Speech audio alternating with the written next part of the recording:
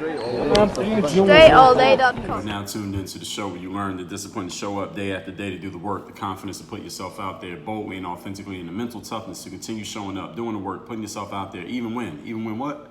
When the success you've expected to achieve is yet to be achieved. And on top of all this, you get a huge dose of personal initiative. What is that? This is the energy that turns potential energy into kinetic energy. Kinetic energy being the energy of movement, meaning going and making things happen instead of waiting for things to happen. And then we put all this together into one bundle, one package, one mindset, one method, one philosophy, one book, one show, one daily masterclass that is called Work on Your Game. My name is Dre Baldwin, also known as Dre All Day, and welcome to the show. Today's topic is your, quote, enough, close quote. What is your enough? In other words, we're talking about when more work is not the answer. And yes, this is the Work on Your Game show. There is a time when doing more work is not the answer to your challenges. Many people ask me about this in different forms. This is what they're asking. They might not even know that they're asking. I get people who ask me questions, of course, about productivity. How can I work harder? How can I go further? How can I do more? Or they will lament that they're not working hard enough, or feel like they're not productive enough, or they're spending too much time doing this thing when they could be or should be spending more time doing that thing. Or I get people asking me, Dre, how do I keep myself grinding when everybody else is trying to relax? Or how can I relax but my mind keeps telling me that I need to keep grinding? All of those challenges / questions are all asking about what I'm going to talk about here today. So we're going to kill all of those birds with this one stone of today's episode. And many people ask me, when asking me about this, I had someone ask me recently a similar question to what I just laid out. And I was about to reply to them. I think it was a text they had sent me to my text number, which is 305-384-6894. By the way, if you haven't texted me yet, join my text community at that number, 305-384-6894. I was about to text them back with a link to the episode where I discussed when doing more work is not the answer. And I realized I had never made one. So we're solving that problem here today. So that's another bird we're going to kill with this stone. So today we're solving this issue. The topic, once again, is when more work is not the answer to your problems. Again, I want you to tell me the most insightful, the best thing you get from today's episode or any other episode. My number to text me is 305-384-6894. Again, 305-384-6894. Point number one, when more work is not enough. That's the topic number one. Qualitative work over quantitative work. This is the simple quality versus quantity question. Sometimes it's both. In my book, Work on Your Game, I did a whole section on this exact point, the quality of quantity. Sometimes you need a combination of both. You're really good at something, you should do a lot of it, and you should be doing it. You should be doing it as much as possible, and you should be good at it. All right, you don't want to have to pick either or. Most of the time, what you do is more important than how much of it you do. Many times in life, especially those of you who are victims of productivity porn, or those of you who are beating yourselves up or feeling bad about yourself for the fact that you aren't working as hard as you could be working. What you're doing is more important than how much you do. One reason for this is because there's only so much more of anything you can do before you run out of time, you run out of energy, you just can't do anymore. You don't have any more time. So the question you should be asking yourself is not how can I do more of this? Question is a different question is what can I do different that would get all of these things done? Or the big domino question, what's the one thing that I can get done that would make doing all of this other stuff, all this other quantity irrelevant? Asking the right question can make all the difference in your life. Actually, let me change that. Asking the right question will make all the difference in your life. And I talked about this specifically in episode number 1741. The title of that episode is Why Asking the Right Question is More Important Than Having the Right Answer. When you do enough of the work that produces a high return on investment, you will cease to feel the pull to do more and more. And then your work can be fun again. I'm going to repeat what I just said. When you do enough of the work that produces the high return on investment, you will stop feeling like you need to do more and more because the work that you did has produced a high ROI. And when I say high is a relative term, right? It will be high enough that you're not like, damn, I could have did more, or I need to be more productive, or I need to get more done. Has any of you ever felt that challenge? Some of you are feeling that challenge right now. It might be the very reason why you're listening so closely to what I'm saying here today, and you should be taking notes on what I'm saying. When you do enough of the right stuff, You're not going to feel that nagging pull inside of yourself that you didn't do enough, because now your work can be fun again. You don't feel like you need to do more and more and more and more because you did enough to get what you needed. And that's the very topic here today. What is your enough? Point number 2. The topic once again today is when more work is not the answer, knowing what your enough is. Point number 2 is strategy and planning. I talked about this in episode number 1648, the power of strategy. Knowing what you need to get done today, what you need to get done this week, this month, this quarter, and this year. You need to have answers to these questions. What do you need to get done this week? What were you planning on getting done this week? What got done and what did not get done? What do you need to push over to next week? What did you not fully complete? What should you just completely strike off the list because it never should have been on the list in the first place? You should have answers to these questions. They should be documented. They should be written down, not held in your head, written down so that someone else could read it and look at it and know, all right, this is exactly what Jason is doing this week. This is exactly what Lisa is doing this week. Here's exactly what Katrina has planned for the next 7 days. People, you should know what you are doing. What are you doing today, this week, this month, this quarter, this year? Do you have a plan? Do you have a strategy in place? Do you have it documented what you're actually going to be doing? The reason why it matters so much is because, first of all, you can't trust your own memory. You have too many things. You are being inundated with too many messages every single day for you to remember everything in your head. Second of all, if you're not documenting your process, you are not treating your business as a profession, and understand that life is a business. All right, so even if you're not an entrepreneur, you are still in business. Your life is a business. It costs you money to be born. It costs money to live. It costs money to get buried. So you're in business no matter what you call yourself as your full-time thing. You need to have documented what you have going on. What am I doing? Where am I doing it? How am I doing it? Why am I doing it?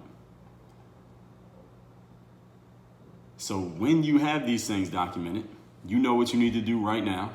You can check yourself and hold yourself accountable when things are not being done. And based on what you do get done and what you did not get done, it will help you make the next plan and the next set of plans and the next set of plans. I remember hearing reading the story of Kobe Bryant at the Olympics. I don't remember if this was the 2008 Olympics or the 2012 Olympics, but it was late at night, maybe 2 o'clock in the morning, and one of the assistant coaches on the team, he had just met Kobe at the Olympics. They didn't know each other before, but he met Kobe and said, "Hey, Kobe, if you ever need anything, just let me know." Kobe said, "Sure." And Kobe called the guy in his hotel room like 2 in the morning and said, "Hey, coach, can you put me through a workout?" And the guy was like, "Well, in the morning?" And Kobe's like, "No, right now." So the guy said, "Sure." So he goes down to the gym, puts Kobe through a workout at like 2 o'clock in the morning, like an hour and a half, 2-hour workout. Then he goes back up to his room, sleeps for the coach. He goes back up to his room, sleeps for 3-4 hours, and he has to be up for practice at 8 o'clock the next morning. He goes down for practice after getting only 3-4 hours of sleep, sees Kobe in the gym, and he says, "Hey," and Kobe says, "Hey, coach, hey, thanks again for putting me through that workout." And the coach says, "Sure thing." "Well, when did you get done?" Because Kobe, after the workout was done, Kobe said, "Hey, coach, I'm going to stick around and do some of my own stuff after this, so you can go, but I'm going to stick around." The guy said, "Cool." And the coach says to Kobe, "Well, by the way, when did you finish your stuff, your workout?" And Kobe said, "Just now." And the coach kind of did a double take and said, "What?" And Kobe said, "Yeah, just now. I wanted to make 1,000 shots after the workout was done, so I just finished making my 1,000 just now." So in other words, Kobe got this coach to work him out at 2 o'clock in the morning, did his workout with the coach, then made 1,000 shots, and did not go to sleep, stayed in the gym, and then just met the rest of the team for practice the following morning at 8 o'clock in the morning. I'm telling you that to tell you this, assuming that this story is true, and I think it is. Kobe knew exactly how much he had to do. He knew exactly how much he wanted to get done so that he could be finished. He knew he wanted to make 1,000 shots. It took him as long as it took him to make that 1,000, and then he was able to join the team for practice. But he had a goal. He had a strategy. There was a plan in place. It was documented what he wanted to do. I don't know if Kobe had it written down. I don't know what his process was, but he knew he wanted to make 1,000, so he made 1,000. It wasn't like, I'm going to just do a workout and just do stuff, and however long it takes, it takes.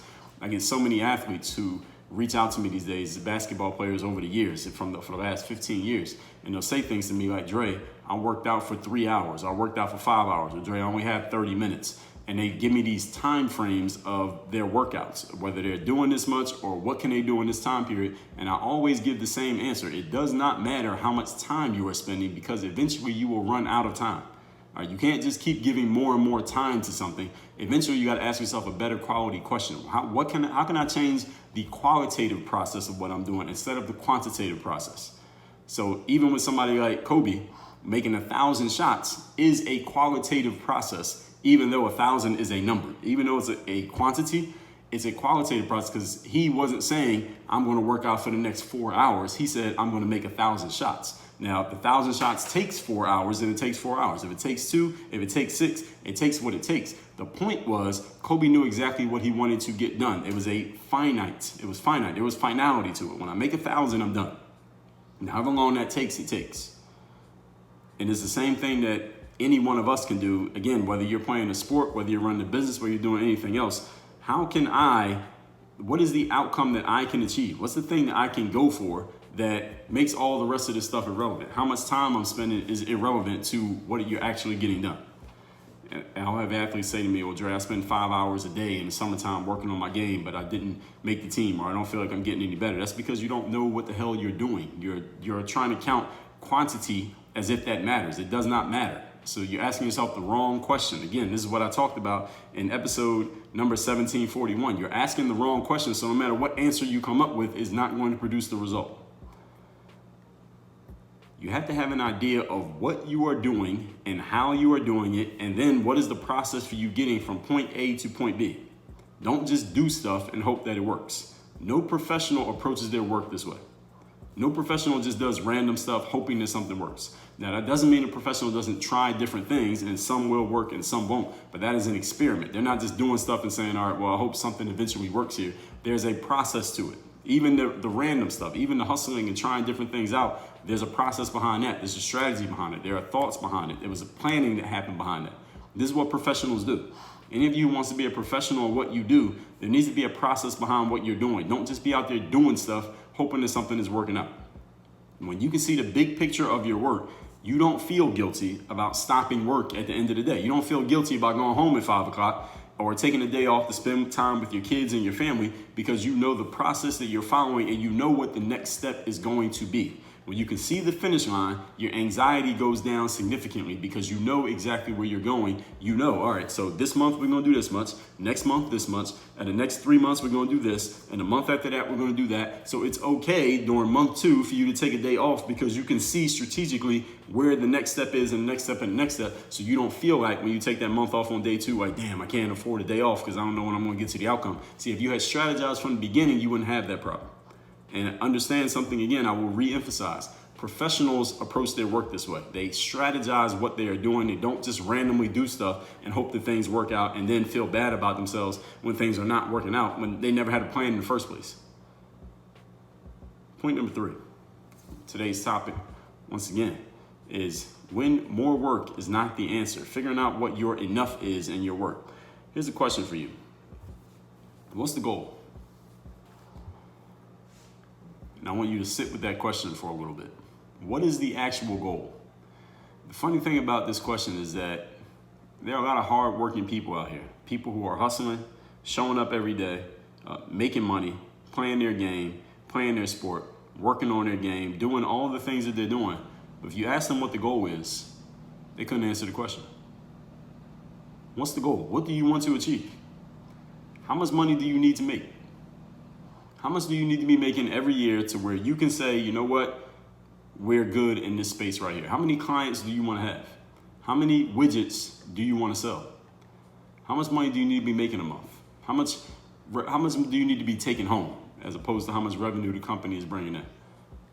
How many points do you want to average during the season? While your goal could be, hey, I just want to get more and more. I'm making money. I want to make more. I'm making just close to 6 figures, I want to get to mid 6 figures. I'm making 6 figures, I want to get to 7 figures. I'm making 7 figures, I want to get to 9 figures. Yes, your goal could be to just get more and more and more. I'm going to give you a challenge to that mentality in case you never thought about it. I'm sure you have. The challenge to that mentality is that it never ends.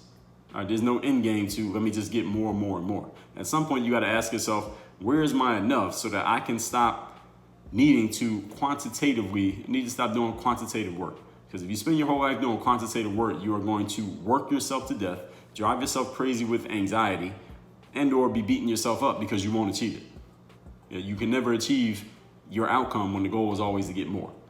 48 Laws of Power, my favorite book, Robert Greene, has a chapter that says, plan all the way to the end.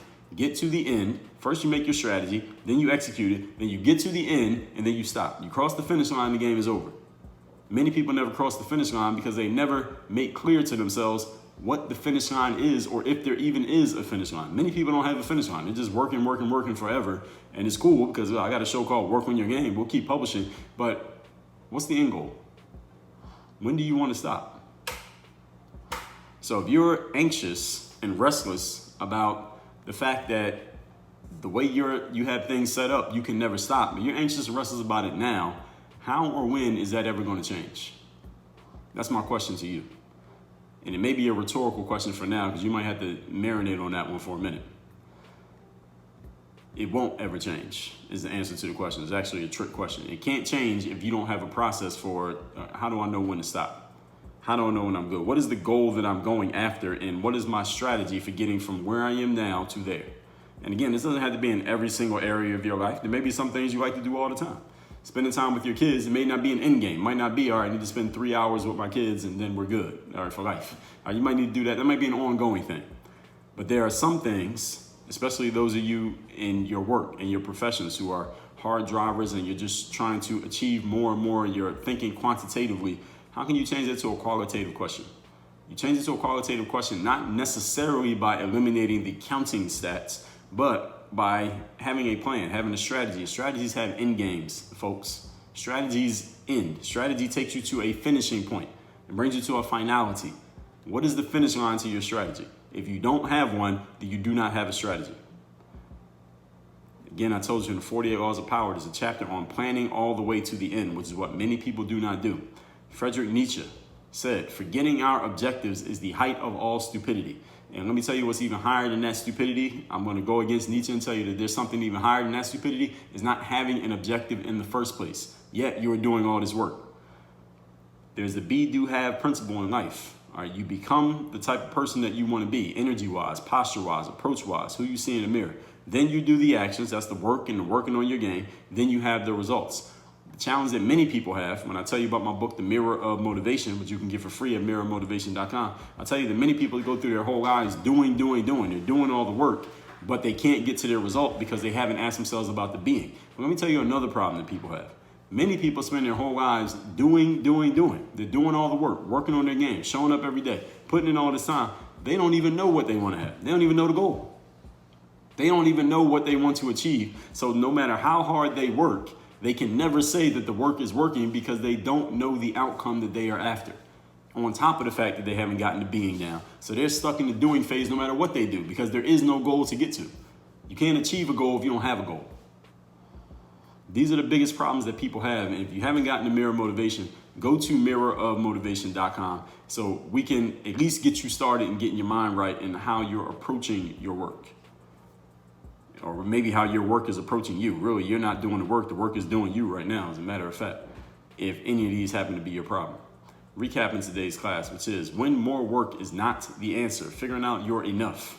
Many people ask me about this in different forms. They say, well, Dre, how can I do more? Or I feel like I'm not doing enough, or I want to be more productive, or I want to go further, or I want to go harder, or how can I relax when everything's telling me to work harder, or how can I work hard when everything is telling me to relax? I'm going to solve all of that here today. Point number one, qualitative work over quantitative work. Ask yourself a qualitative question, i.e. a question that eliminates all the anxieties that you've been having over all the things that you have to do. What is the one thing that can eliminate all of those others? What's the one domino that knocks down all the other dominoes?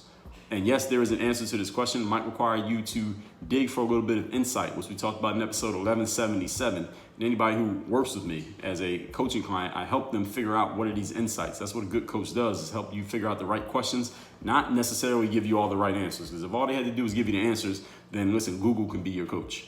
All right, and Google could be a coach for a lot of people. A lot of people still don't know what the hell they're doing.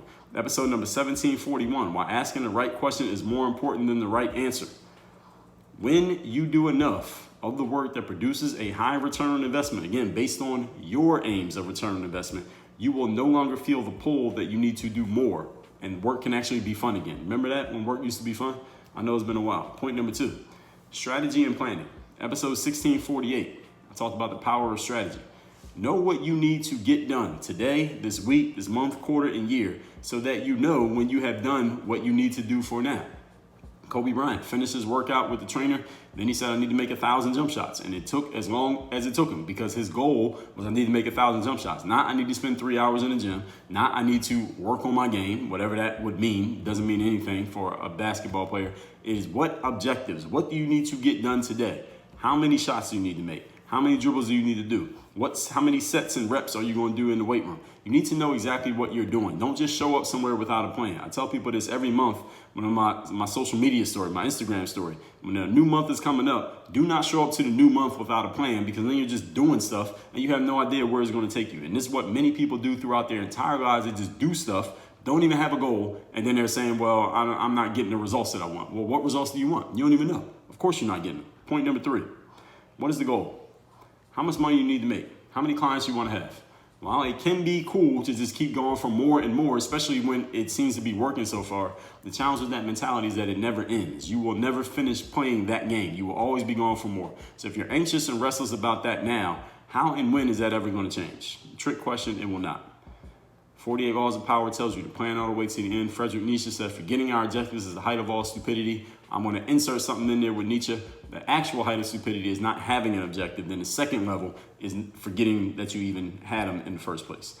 Send me a text. Tell me the most insightful thing you got from today's episode. My number, 305-384-6894. If I can help coach you or direct you to any of my content or products that can help you with a specific challenge that you're having strategically, send me a text, 305-384-6894.